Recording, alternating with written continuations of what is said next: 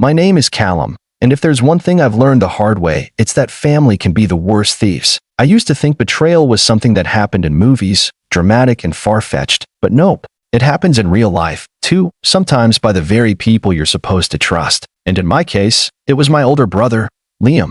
Liam has always been the golden child, the one who could do no wrong in our parents' eyes. If he wanted something, he took it. If he messed up, someone else paid the price. Growing up, I got used to him borrowing my things and never giving them back. Video games, clothes, money from my wallet. And when I complained, I was being selfish. He's your older brother, Callum. He looks out for you, Mom would say, as if taking my stuff was some act of love. Dad wasn't any better.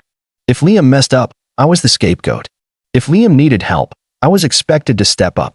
That was just the way things were. I should have known he'd eventually do something worse. I should have been more careful. See, for the past 5 years, I've been saving up for my first house. Every spare dollar went into that fund. I picked up extra shifts, skipped vacations, lived frugally. It wasn't just about owning property, it was about freedom, independence. No more being dragged into Liam's messes, no more being guilt-tripped by our parents. My escape was so close I could taste it. Then, one morning, I checked my account, and my stomach dropped. The money was gone. All of it. At first, I thought it was a mistake. I refreshed the page, checked my transaction history. And that's when I saw it, a huge withdrawal, transferred to an account I didn't recognize. Panic turned to confusion. Then, as I clicked through my settings, realization dawned on me like a slow, sickening punch to the gut. Liam. He knew about my savings. And more importantly, he knew about the shared account I'd stupidly kept open from years ago, back when our parents insisted we have one for emergencies. I rarely touched it. But Liam? He must have noticed. And somehow, he still had access. I called him immediately. No answer. I texted. Nothing. My hands were shaking. I drove straight to his place, heart pounding in my chest. The moment he opened the door, I could already tell. That smug, self-satisfied smirk. "Ah, Callum. I was wondering when you'd show up," he said, leaning lazily against the doorframe. "What the hell did you do?" My voice came out sharper than I intended, but I didn't care. Liam shrugged. "Relax. I just borrowed it." Borrowed. I could barely breathe. That was my house fund. "Liam, where is it?" And then, like the absolute bastard he was, he grinned and pulled out his phone. A few swipes, and suddenly, I was staring at a picture, a sleek, brand new sports car, gleaming under the dealership lights. My heart sank. "You don't need a house yet," he said, laughing. "Just be patient." I swear, something inside me snapped right then and there. But instead of yelling, instead of lunging at him like I so desperately wanted to, I went quiet. I turned around and walked away. Because I knew if I stayed, I'd do something I couldn't take back. Liam thought he won. He thought I'd just roll over like I always had. But this time, I wasn't going to let it slide. This time, I was going to make him regret everything. For the next few days, I was in a haze. Every time I closed my eyes, I saw that smug look on Liam's face, that damn picture of his new car. My money, years of saving, grinding, sacrificing, all wiped away in an instant because my brother decided he was entitled to it. And the worst part? My parents. I called them, thinking, stupidly, that maybe, just maybe, they'd finally see Liam for what he was. That they'd finally take my side. I should have known better. Mom sighed like I was overreacting. "Callum, it's just money. You can always save up again." "Mom, it wasn't just money. It was everything I had." "You're young," she said, as if that somehow made it better. "You have plenty of time to buy a house. Your brother, he's been struggling lately, you know? He really needed a win." I nearly dropped my phone. A win? He stole from me. He took my money and blew it on a car. Well, there was a long pause. "He said he'd pay you back." I let out a bitter laugh. "And you actually believe that?" Dad finally chimed in, his voice tired. "Callum, we're a family. Families help each other. Maybe this is a lesson for you, to be less materialistic." That was it. That was when I realized. I was alone in this. My parents weren't going to help. Liam wasn't going to magically grow a conscience. If I wanted my money back, I had to take matters into my own hands. And so, I did what Liam never expected. I went quiet. I stopped calling, stopped texting, stopped showing up at family dinners. When Mom asked why I wasn't coming over, I just said I was busy. I knew she'd relay that back to Liam, and I knew he'd assume I was sulking, pouting. that I was just going to get over it like I always had. He had no idea I was planning my revenge. I spent the next week digging. And oh, did I find things. Liam wasn't just careless, he was reckless. That brand new sports car? He didn't just buy it. He financed it under his name. And Liam, being Liam, had terrible credit. That meant sky-high monthly payments. Payments he could barely afford. Then, there was his job, or, rather, the lack of job security. Liam worked in sales, a commission-based gig that was feast or famine. He was already behind on rent. I found eviction notices crumpled up in his trash when I dropped by unexpectedly one day. His landlord hated him, and from the looks of it, he was hanging by a thread. And the final nail in the coffin? Insurance fraud. Liam had told the dealership he'd be using the car for personal use only, which got him a lower rate. But I knew for a fact he was using it for side gigs, sometimes as a private chauffeur for quick cash, sometimes for ride-sharing. All it took was one anonymous tip to his insurance company, and they'd come down on him hard. I had all the pieces. Now, I just had to set them in motion. I started small. First, I made sure his landlord got a little reminder about those late payments. A friendly nudge, just in case they'd forgotten. Then, I placed a call to his insurance provider, acting like a concerned citizen who just happened to notice his car being used for commercial purposes. They assured me they'd look into it. And finally, I waited until Liam was at work before making my move. I walked into the dealership, calm and collected. The salesman who sold him the car was there, a slick-looking guy in a suit. I put on my best polite but frustrated customer face. "Hey, I'm trying to track down some information about a car my brother recently purchased," I said. "There's been a bit of a situation." The guy perked up immediately, all professional charm. "Of course. What seems to be the issue?" I sighed, feigning exasperation. "Well, he told me he paid for it in full, but I found out he actually financed it under his name. Problem is, he used some of MY financial information when applying. I'm worried there's been some, let's call it creative paperwork involved." The salesman's expression faltered just a little. That was all I needed. "Now, I'd hate to have to escalate this legally," I continued, lowering my voice. "But I just need to confirm whether my name appears anywhere on that paperwork. If it does, well, I'd have no choice but to report it as fraud. I'm sure you understand." I saw the exact moment the guy started panicking. "Let me just check the system real quick." I waited, watching as he scrolled through Liam's file.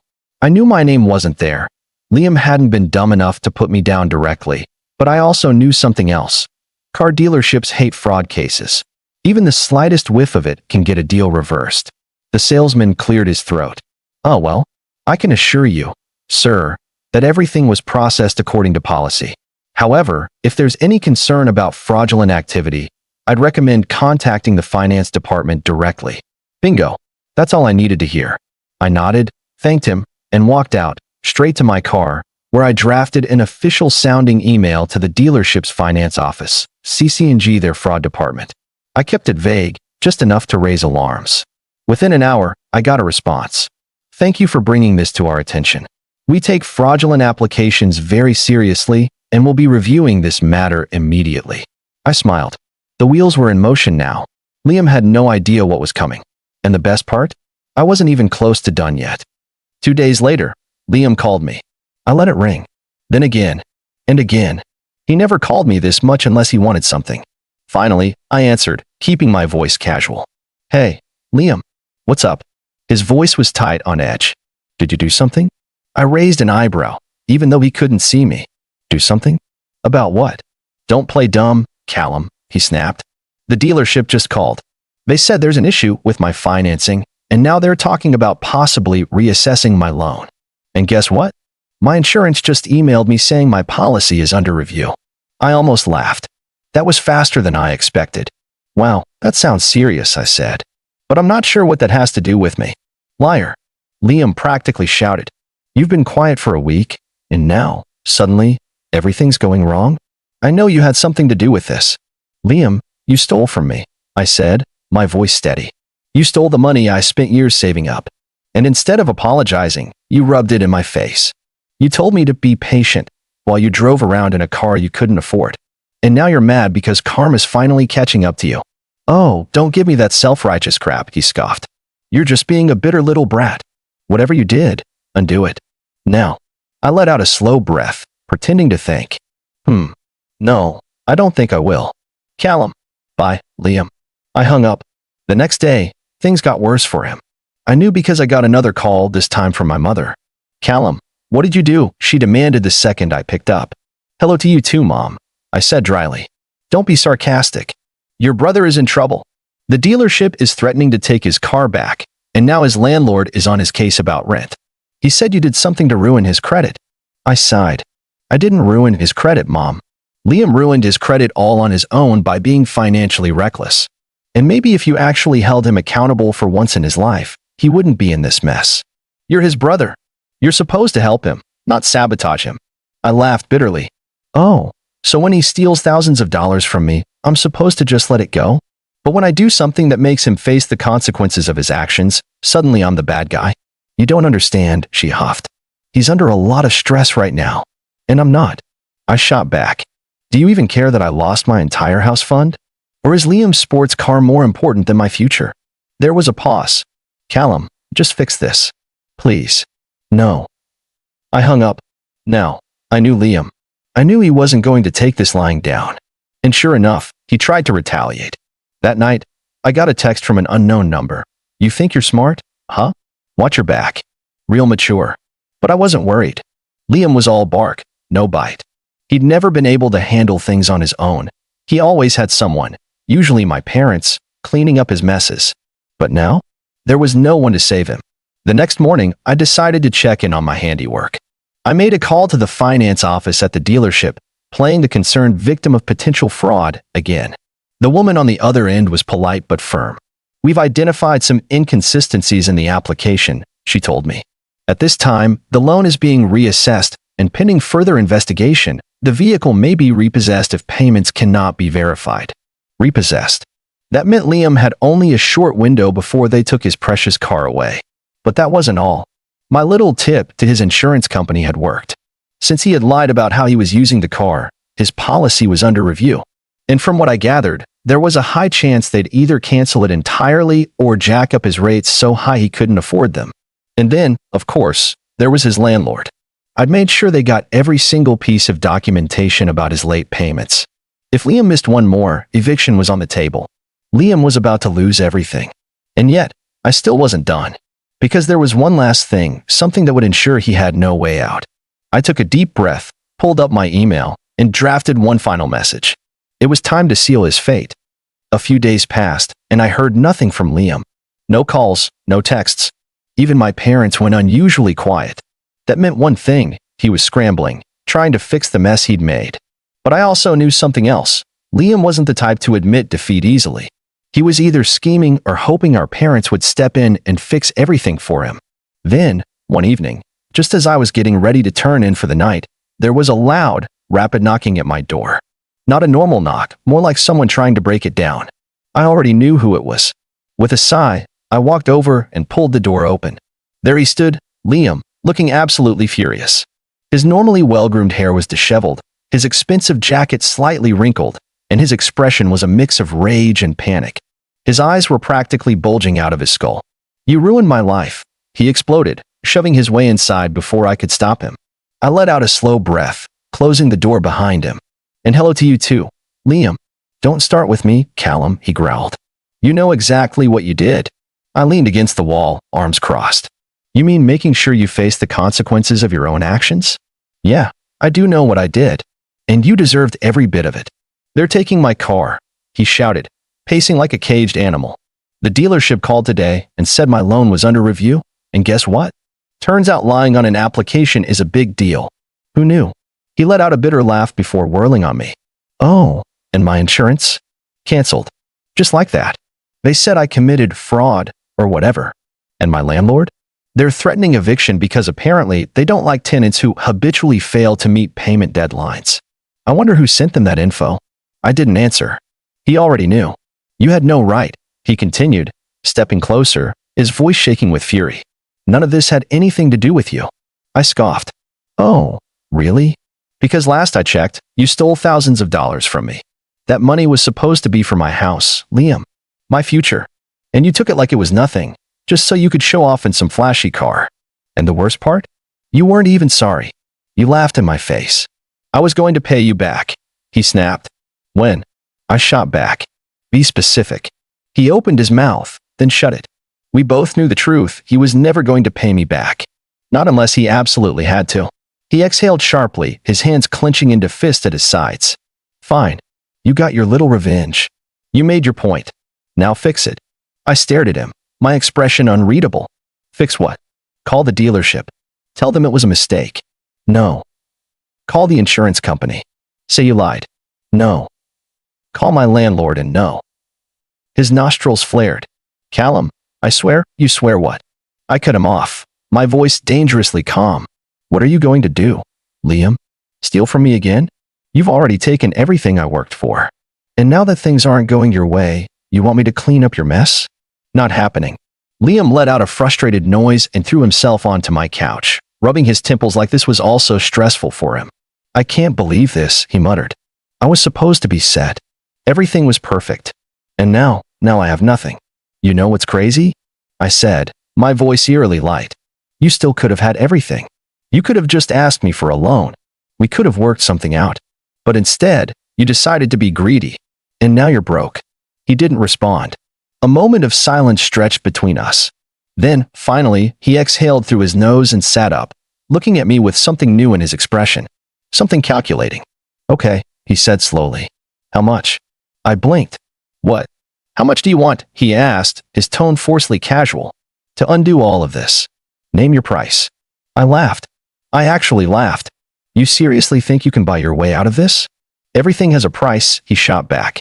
I shook my head. Not this time. His jaw clenched. He was losing control of the situation, and he knew it. Then, as if on cue, my phone buzzed. I glanced at it. An email. From my bank. The subject line? Incoming wire transfer received. I clicked it open. And there it was. The full amount of my stolen money, every last cent, back in my account. I stared at it for a long moment before turning the screen toward him. What's this? Liam didn't meet my eyes. I had to borrow it, he mumbled. Took out a loan. Just undo everything now. I smiled, slipping my phone back into my pocket. No. His head snapped up. What? I got my money back. But that doesn't mean I'm letting you off the hook. You're still going to lose everything, Liam. And maybe, just maybe, when you hit rock bottom, you'll finally understand what it feels like. Liam shot up from the couch, his face red with rage. You smug little, I held up a hand. Leave, Liam. We're done here. He stood there, breathing heavily, his hands twitching like he wanted to punch something. But he didn't.